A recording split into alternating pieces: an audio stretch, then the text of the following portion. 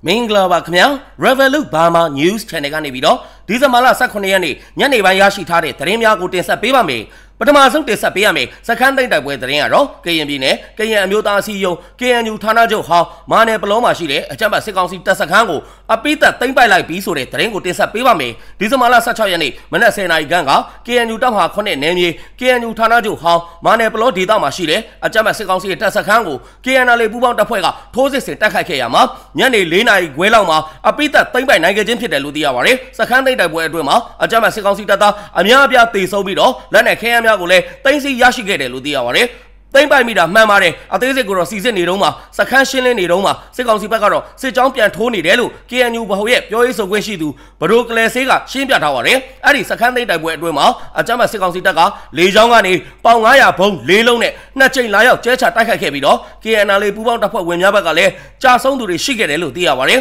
အဲ့ဒီအကြမ်းဖက်စစ်တပ်က1995ခုနှစ်ကမာနယ်ပလောကိုထိုးစစ်ဆင်တိုက်ခိုက်သိမ်းပိုက်ကကျူးကျော်တပ်ဆွဲထားခြင်းဖြစ်ပြီးတော့စခန်း၈ခုနဲ့မာနယ်ပလောဒေသကိုစစ်ကောင်စီကထိန်းချုပ်ထားခြင်းဖြစ်ကြောင်းသတင်းရရှိပါတယ်ခင်ဗျာနောက်ထပ်တင်ဆက်ပေးရမယ့်သတင်းကတော့မူဆယ်မျိုးဟိုနာရက်ကွက်မှာစစ်ကောင်စီလက်အောက်ခံပြည်သူ့စစ်အချင်းချင်းစကားများပစ်ခတ်မှုဖြစ်ပွားပြီးတော့နှစ်ဖက်ထိခိုက်ဒေဆုံးသူတွေနဲ့ဒဏ်ရာရရှိသူတွေရှိခဲ့တယ်ဆိုတဲ့သတင်းကိုတင်ဆက်ပေးပါမယ်ပစ်ခတ်မှုဟာ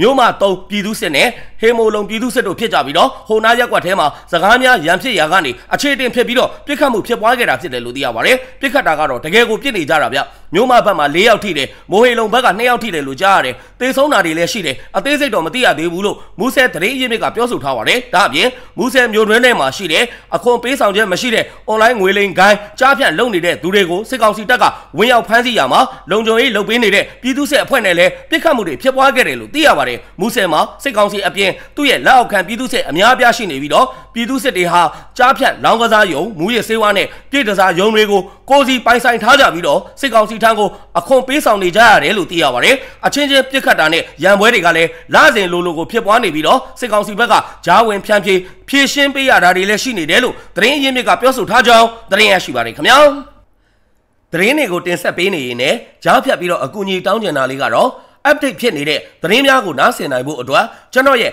Revolut Burma News Channel အသစ်ကလေးကို like and subscribe လုပ်ပေးထားကြဖို့အတွက်တောင်းဆိုလိုက်ပါရစေခင်ဗျာမြေပြင်ကရဲဘော်တွေနဲ့စစ်ပေးရှောင်ပြည်သူများကိုကူညီပေးနေတဲ့ channel ဖြစ်တဲ့အတွက်လူကြီးမင်းတို့အနေနဲ့ subscribe လေးတစ်ချက်နှိပ်ပေးရုံနဲ့တော်လိုင်းရေးမှာပါဝင်ကူညီပေးကြဖို့ကိုမေတ္တာရက်ခံတောင်းဆိုလိုက်ပါရစေခင်ဗျာအားလုံးကိုအထူးပဲကျေးဇူးတင်ရှိပါတယ်ဆက်လက်ပြီးတော့တင်ဆက်ပေးရမယ့်သတင်းကတော့မြန်မာနိုင်ငံအပေါ်ရိုဟင်ဂျာလူမျိုးတုံးတပ်ဖြတ်မှုနဲ့အပြည်ပြည်ဆိုင်ရာတရားရုံး ICJ မှာတရားစွဲဆိုထားမှုမှာတရားလိုဂမ်ဘီယာနိုင်ငံဘက်ကနေဘယ်လ်ဂျီယံနိုင်ငံကပါဝင်ပြီးတော့ရှောက်ထားလာတဲ့ဆိုတဲ့သတင်းကိုတင်ဆက်ပေးပါမယ်ကမ္ဘာကုလသမဂ္ဂရဲ့အပြည်ပြည်ဆိုင်ရာတရားရုံး ICJ မှာမြန်မာနိုင်ငံကိုရိုဟင်ဂျာလူမျိုးတုံးတပ်ဖြတ်မှုနဲ့တရားစွဲထားတဲ့တရားလိုဂမ်ဘီယာနိုင်ငံဘက်ကပါဝင်ရန်ရှောက်ထားလာတဲ့နိုင်ငံပေါင်း17နိုင်ငံအထိရှိလာပြီဖြစ်ပြီးတော့အဲ့ဒီနိုင်ငံများကတရားလိုဂမ်ဘီယာဘက်ကနေပြီးတော့ရက်တီပါဝင်ရန် Article 63အရရှောက်ထားလာခြင်းဖြစ်တယ်လို့သိရပါတယ်။ ICJ တရားရုံးမှာတရားလိုဂမ်ဘီယာနိုင်ငံဘက်ကနေပြီးတော့ပါဝင်ခွင့်ပြုထားတဲ့နိုင်ငံ10ခုရှိနေပြီဖြစ်ပြီးတော့ကနေဒါ၊ဒိန်းမတ်၊ပြင်သစ်၊ဂျာမနီ၊နယ်သာလန်၊ဗြိတိန်၊စလိုဗေးနီးယားနဲ့မော်ဒိုက်တို့ဖြစ်တယ်လို့သိရပါတယ်။ကွန်ဂိုဒီမိုကရက်တစ်သမ္မတနိုင်ငံ DRCအိုင်ယာလန်နဲ့ဘယ်လ်ဂျီယံနိုင်ငံတို့ကလည်းပါဝင်ရန်အသီးသီးရှောက်ထားနေကြပြီဖြစ်ရာစုစုပေါင်းမြန်မာနိုင်ငံကို ICJ တရားရုံးမှာဂမ်ဘီယာအပါအဝင်တရားစွဲဆိုထားတဲ့ပြည်ပနိုင်ငံပေါင်း12ခုအထိရှိလာမှာဖြစ်တယ်လို့သိရပါတယ်။မွတ်စလင်အများစုနေထိုင်တဲ့အနောက်အာဖရိကနိုင်ငံဖြစ်တဲ့ဂမ်ဘီယာနိုင်ငံကမြန်မာနိုင်ငံမှာရှိတဲ့လူနည်းစုမွတ်စလင်အုပ်စုဖြစ်တဲ့ရိုဟင်ဂျာများအပေါ်လူမျိုးတုံးတပ်ဖြတ်မှုကျူးလွန်ခဲ့တယ်လို့ဆွဆွဲက ICJ မှာမြန်မာနိုင်ငံကို2019ခုနှစ်မှာတရားစွဲဆိုခဲ့ခြင်းဖြစ်တယ်လို့သိရပါတယ်။မြန်မာနိုင်ငံကရိုဟင်ဂျာ9,300,000ကိုအိန္ဒိယဘင်္ဂလားဒေ့ရှ်နိုင်ငံကိုမောင်းထုတ်ခဲ့တဲ့2018ခုနှစ်စစ်ရေးလှုပ်ရှားမှုမှာလူမျိုးတုံးတပ်ဖြတ်မှုပါဝင်ကြောင်းကုလသမဂ္ဂအချက်အလက်များရှာဖွေရေးမစ်ရှင်ကထုတ်ပြန်ကောက်ချက်ချထားပါတယ်မြန်မာနိုင်ငံဟာလူမျိုးတုံးတပ်ဖြတ်မှုကိုညှင်းဆိုထားပြီးကုလသမဂ္ဂရဲ့တွေ့ရှိချက်များကိုဗတ်လိုက်မှုနဲ့ချုပ်ရင်းချက်အဖြစ်နဲ့ညှင်းဆိုထားပြီးတော့စစ်တပ်က၎င်းရဲ့ဖြိုခွင်းမှုဟာရိုဟင်ဂျာတပုံများကိုတိုက်ခိုက်ရန်ရည်ရွယ်တယ်လို့ထုတ်ပြန်ပြောဆိုထားပါတယ်2022ခုနှစ်ဇွန်လမှာလူမျိုးတုံးတပ်ဖြတ်မှုဆိုင်ရာတရားစွဲမှုအပေါ်ကိုမြန်မာရဲ့ကန့်ကွက်ချက်ကိုကမ္ဘာတရားရုံးကပယ်ချခဲ့ပြီးတော့အမှုကိုဆက်လက်ပြီးတော့ကြားနာစစ်ဆေးနေဆဲဖြစ်ကြောင်းသတင်းရရှိပါတယ်ခင်ဗျာ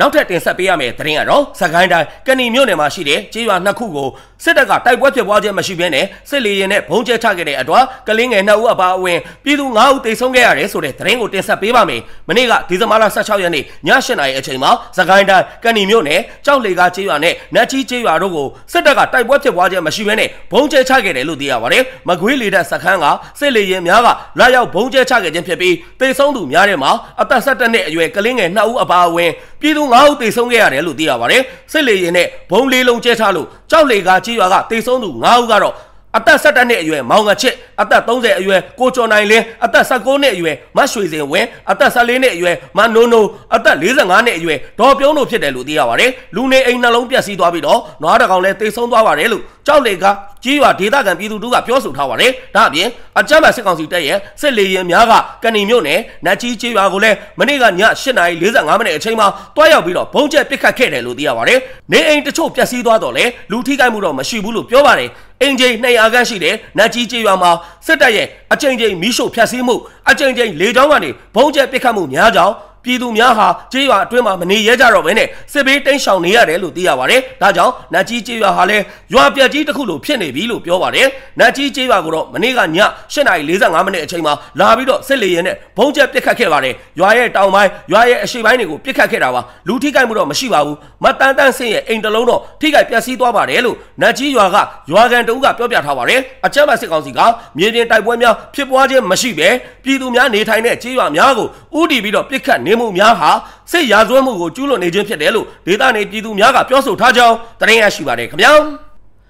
ဆက်လက်ပြီးတော့တင်ဆက်ပေးရမယ့်သတင်းကတော့မန္တလေးတိုင်းဝမ်းတွင်းမြို့နယ်မကွေးတိုင်းအောင်လံမြို့နယ်နဲ့ရေနံချောင်းမြို့နယ်ပဲခူးတိုင်းပြည်မြို့တို့မှာလူငယ်များကိုတပ်သားတဲ့အဖြစ်နဲ့စုဆောင်းပေါ်တာဆွဲမှုများရှိနေတဲ့အပြင်အိမ်နေပေါ်ကိုတက်ပြီးတော့လူငယ်များကိုစစ်တပ်ကရိုက်နှက်ဖမ်းဆီးခေါ်ဆောင်ခြင်းတွေပါဖြစ်ပွားနေတယ်ဆိုတဲ့သတင်းကိုတင်ဆက်ပေးပါမယ်။ဒီဇင်ဘာလ16ရက်နေ့မန္တလေးတိုင်းဝမ်းတွင်းမြို့နယ်ခင်ကြီးစံပြကျေးရွာမှာစစ်တပ်ကအသက်18နှစ်ကနေအသက်38နှစ်ကြားအမျိုးသားလူငယ်များကိုစစ်မှုထမ်းရန်တောင်းခံလာပြီးတော့လူမပေးပါကအတင်းကျပ်ဖမ်းဆီးမယ်ဆိုပြီးတော့ဖမ်းဆီးမှုများလှုံ့ဆော်လာတယ်လို့သိရပါတယ်။ဝမ်းတွင်းမြို့ပေါ်မှာလည်းပေါ်တာဆွဲမှုများတောက်လျှောက်ဖြစ်ပွားနေပြီးတော့စစ်မှုထမ်းဥပဒေကိုအကြောင်းပြပြီးတော့ငွေကြေးတောင်းခံမှုများပါဖြစ်ပွားနေတယ်လို့သိရပါတယ်။ဝမ်းတွင်းမြို့ပေါ်မှာနေတိုင်းလိုပေါ်တာဆွဲနေပြီးတော့ကျေးရွာတွေမှာလည်းအိမ်မော်အထီကိုရိုက်နှက်ဖမ်းဆီးတာတွေလုပ်နေတယ်ပြီးရင်ငွေကြေးတက်နိုင်တဲ့သူတွေစီကနေပြီးတော့လူပြန်ရွေးကအနည်းဆုံးငွေကျပ်10သိန်းကနေ360အထိတောင်းနေတာတွေလည်းရှိတယ်ခင်ကြီးကျေးရွာမှာလည်းစစ်တပ်ကစစ်မှုထမ်းအတွက်လူစရဲတောင်းထားတယ်ကျေးရွာအုပ်ချုပ်ရေးမှုကလူအစားထိုးဖို့အတွက်ပတ်စံနဲ့ညှိတယ်ဆိုပြီးတအိမ်ကိုလူငယ်တအုပ်ရှိရင်3000ကျပ်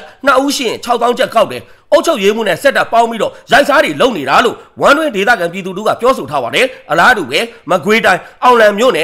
်တစ်ခုလုံးမှာပေါ်တာဆွဲဖမ်းဆီးမှုများနဲ့ရက်ကွက်ကျေးရွာများအတွင်းမှာဝင်ရောက်ပြီးတော့တပ်သားတဲ့စုဆောင်းရန်လူငယ်များကိုရှာဖွေဖမ်းဆီးနေကြတယ်လို့သိရပါတယ်အောင်လံမြို့ပေါ်မှာပေါ်တာဆွဲတာကတော်တော်ကိုစိုးနေတာမနက်8နာရီကနေပြီးတော့10နာရီအတွင်းမှာအောင်လံမြို့ကနေမြောက်ဘက်မိုးကောင်းရွာအထွက်နဲ့ဖျားတောင်ပွေကျေးရွာအနီးမှာညှက်ပြီးတော့ပေါ်တာဆွဲဖမ်းဆီးတယ်မနက်10နာရီထိုးမှာတော့မြို့ထဲမှာပေါ်တာဆွဲတယ်မနက်ပိုင်းအောင်လံမြို့ရဲ့မြောက်ဘက်မိုးကောင်းရွာအထွက်နဲ့ဖျားတောင်ပွေအနီးမှာပေါ်တာဆွဲတော့ကလူငယ်တွေ10ယောက်ကျော်အဖမ်းခံလိုက်ရတယ်လို့အောင်လံဒေသသတင်းအရင်းမြစ်ကပြောဆိုထားပါတယ်အလားတူပဲမကွေးတိုင်းရေနံချောင်းမြို့နယ်မှာလည်းလူငယ်များကိုပေါ်တာဆွဲဖမ်းဆီးမှုများဟာစိုးဝါလွန်းတဲ့အတွက်လူငယ်များအလုံးဟာညအိတ်ချိန်တွေမှာပါတောထဲတွေယာထဲတွေမှာတွားရောက်ပြီးတော့ပုံအောင်နေကြရတယ်လို့သိရပါတယ်စစ်တပ်နဲ့ရဲတွေကလည်းအဲ့ဒီယာတော်တဲ့အထိကိုလိုက်လံဖမ်းဆီးနေတယ်လို့သိရပါတယ်မြို့ပေါ်မှာရောရွာတွေမှာရောမြင်းသလိုလူငယ်တွေကိုစစ်တပ်နဲ့ရဲကဖမ်းနေတာကြက်သွန်ခင်းမှာရေဖြန်းနေတဲ့လူငယ်ကိုလည်းဖမ်းတာပဲအလုတ်လျှောက်ဖို့အတွက်ရဲစခန်းကိုထောက်ခံစာတွားလုပ်တဲ့လူငယ်ကိုလည်းပြန်မလွတ်ပေးဘဲနဲ့စစ်မှုထမ်းဖို့အဖမ်းခံလိုက်ရတယ်ရေနံချောင်းမြို့မှာအတော်ကိုစိုးဝါနေပါတယ်စစ်တပ်နဲ့ရဲကအရက်ဝက်နဲ့ပတ်ပြီးတော့ဖမ်းနေကြတာပါကြေးရွာတွေနဲ့လဲတဲကိုင်းနေသွားတဲ့လူငယ်တွေကိုလည်းလိုက်ပြီးတော့ဖမ်းနေကြပါတယ်အခုဒီဇင်ဘာလ15ရက်နေ့အတွင်းမှာလူငယ်ပေါင်း100ကျော်အဖမ်းခံလိုက်ရတယ်လို့ရေနံချောင်းမြို့နယ်ပရဟိတအဖွဲ့ကတာဝန်ရှိသူတို့ကပြောပြထားပါတယ်ဒါအပြင်ပဲခူးတိုင်းအနောက်ပိုင်းပြည်မြို့မှာလည်းအုပ်ချုပ်ရေးမှုတွေစုပေါင်းပြီးတော့ပေါ်တာဆွဲဖမ်းဆီးရေးအဖွဲ့ဖွဲ့စည်းကငွေကျပ်သိန်းကိုယာနဲ့ချီပြီးတော့ငွေညှစ်မှုများကိုလှုပ်ဆောင်နေတယ်လို့သိရပါတယ်။ကြေးရွာအုပ်ချုပ်ရေးမှုတွေကစစ်တပ်နဲ့ပူးပေါင်းပြီးတော့စီးပွားပြပေါ်တာဆွဲဖမ်းဆီးခြင်းငွေညှစ်ခြင်းလုပ်ငန်းတွေကိုလုပ်နေကြတယ်လို့ပြောဆိုထားပါတယ်။ပြည်မြို့မော်စာအုပ်စုတောင်လုံးညိုရွာအုပ်ချုပ်ရေးမှုအေးထွန်းမကြီးတိုက်ကြေးရွာကဝင်းနိုင်ကလကန်ရွာကအေးမင်းမုတ်ထောရွာကဇော်အေးဂျိုးပင်ကရွာကအေးရွှေမှုတ်ရှည်ရွာကတိမ့်တန်းအောင်အဲ့ဒီအုပ်ချုပ်ရေးမှုတွေနဲ့ရာအိမ်မှုဆယ်အိမ်မှုတွေစစ်ခွေးရဲခွေးတွေပေါင်းပြီးတော့ညာတိုင်းလိုပေါ်တာဆွဲနေပါတယ်ဖမ်းဆီးလို့ရတဲ့ဒူတွေစီကနေပြီးတော့ငွေညစ်တယ်သိန်းကိုယာနဲ့ချီပြီးတော့တောင်းတယ် သူတို့အချင်းချင်း Viber group ဖွဲ့ထားပြီးတော့လမ်းနေပိတ်ပြီးတော့ပေါ်တာဆွဲဖမ်းဆီးနေကြတာပါနောက်ပြီးတော့အိမ်နေတဲ့အထိပါလိုက်ပြီးတော့ဆွဲနေတယ်လို့ပြည်မျိုးကစီးပွားရေးသမားတို့ကရှင်းပြထားပါတယ်အကြမ်းဖက်စစ်ကောင်စီကစစ်မှုထမ်းအပတ်စဉ်၈အတွက်တပ်သားတဲ့စုဆောင်းတာမပြည့်သေးတဲ့အတွက်နိုင်ငံတော်မှာစစ်မှုထမ်းရန်ဖမ်းဆီးမှုများဟာပြည်သူစစ်မှုထမ်းဥပဒေနဲ့ညီညွတ်တယ်လို့ထုတ်ပြန်ပြောဆိုထားကြောင်းသတင်းရရှိပါတယ်ခင်ဗျာနောက်ထပ်တင်ဆက်ပေးရမယ့်သတင်းကတော့တန်နင်းသာရီတိုင်းဒဝယ်မြို့အခြေစိုက်ခမရ25တပ်ရင်ကစစ်သားတအုပ်ဟာလက်နက်ခဲယမ်းများကိုယူဆောင်လာပြီးတော့အလင်းဝင်လာတဲ့အတွက်ကြောင့်ဂုံပြူစုငွေကျပ်350ချီးမြှင့်ပေးခဲ့တယ်ဆိုတဲ့သတင်းကိုတင်ဆက်ပေးပါမယ်ဒီဇင်ဘာလ10ရက်နေ့မှာဒဝယ်မြို့အခြေစိုက်ခမရ25တပ်ရင်ကစစ်သားတအုပ်ဖြစ်သူကိုဖိုးထွေးဟာဒဝဲအမျိုးသားလွတ်မြောက်ရေးတပ်တော် DNL ရှေ့တန်းတပ်စခန်းမှာရှိတဲ့တာဝန်ရှိသူတွေနဲ့ဆက်သွယ်ပြီးတော့အလင်းဝင်ရောက်ခဲ့တယ်လို့သိရပါတယ်။အလင်းဝင်ရောက်လာတဲ့ကိုဖိုးထွေးဟာ MA1 တနက်တလက်ကြီးပေါက်3ခုကြီး120တောက်ဓမြောင်တစ်ချောင်းစစ်ယူနီဖောင်းအပြည့်စုံကိုယူဆောင်လာတဲ့အတွက်ကြောင့်ဒဝဲအမျိုးသားလွတ်မြောက်ရေးတပ်တော် DNL ကငွေကျပ်350တိတိချီးမြှင့်ပေးခဲ့ပြီးတော့၎င်းရဲ့သဘောဆန္ဒအလျောက်အာနာရှင်စစ်ကောင်စီနဲ့ဝေးရာလွတ်မြောက်နယ်မြေတစ်ခုကိုပို့ဆောင်ပေးခဲ့ပြီးဖြစ်တယ်လို့သိရပါတယ်။ဆက်လက်ပြီးတော့ပြည်သူရင်ဝင်ကိုဝင်ရောက်လို့တဲ့စစ်ကောင်စီတပ်သားများကိုဒဝဲအမျိုးသားလွတ်မြောက်ရေးတပ်တော် DNL ကကြိုးစုံလျက်ရှိတယ်လို့ DNL ကတာဝန်ရှိသူများကပြောဆိုထားကြောင်းသတင်းရရှိပါတယ်ခင်ဗျာ။အခုလိုမျိုးမြန်မာတနိုင်ငံလုံးမှာဖြစ်ပွားနေတဲ့စစ်ရေးသတင်းနိုင်ငံရေးသတင်းများကိုအချိန်ပေးပြီးတော့နားဆင်ပေးတဲ့အတွက် Revolut Burma News Channel ကနေပြီးတော့အထူးပဲကျေးဇူးတင်ရှိပါတယ်ခင်ဗျာ။